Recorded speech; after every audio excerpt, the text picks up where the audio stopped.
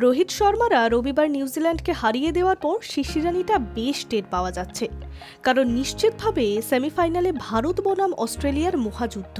বারবার 2 বছর আগের বিশ্বকাপ ফাইনালের প্রসঙ্গ চলে আসছে। শুধু ফাইনাল কেন বলা হচ্ছে, অস্ট্রেলিয়া সফরে বিপর্যয়ের কথাও উঠে আসছে।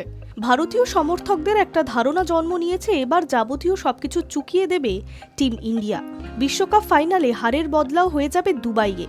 আর ভারতীয় সমর্থকদের এহেন আত্মবিশ্বাস প্রধান কারণই হল টিমের পারফরম্যান্স।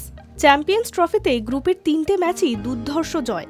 সর্বোপরি নিউজিল্যান্ডের বিরুদ্ধে টপ অর্ডারে চূড়ান্ত ব্যর্থ হওয়ার পরেও, বিরাট রোহিতরা রান না পাওয়ার পরেও মিডল আর লোয়ার মিডল অর্ডারে ব্যাটিং বিপর্যয় সামলে নিয়েছে। ভারতের অধিনায়ক রোহিত শর্মাও বলে গেলেন, সেমিফাইনালের আগে সবচেয়ে বড় ইতিবাচক দিক হল মিডল অর্ডারের পারফরম্যান্স। চাপের মধ্যেও ওরা দুর্দান্ত পারফরম্যান্স দিয়েছে। তবে অস্ট্রেলিয়ার ব্যাটিংও বেশ শক্তিশালী। স্মিথ রয়েছেন, মার্নাস রয়েছেন, ম্যাক্সওয়েল রয়েছেন। তুলনায় বোলিং অনেক বেশি অনভিজ্ঞ। রোহিতরা হয়তো ঠিক সেই জায়গাতেই টার্গেট করতে চাইছেন টস জিতে আগে ব্যাটিং করে বড় রান তুলতে। তারপর স্পিনাররা তো আছেনই, তবে ভারতের কাছে আসল মাথা ব্যথা হচ্ছে একজনই, যিনি বারবারই ভারতকে ভুগিয়েছেন। তিনি আর কেউ নন, ট্রাভিস হেড। 2 বছর আগে ফাইনালে হেডব্যাট কাপে স্বপ্নের মৃত্যু ঘটিয়েছিল ভারতের।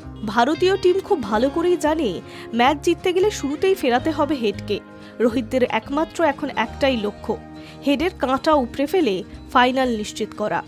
কিন্তু এখন দেখার বিষয়, অস্ট্রেলিয়া জেতে নাকি ইন্ডিয়া। High news network.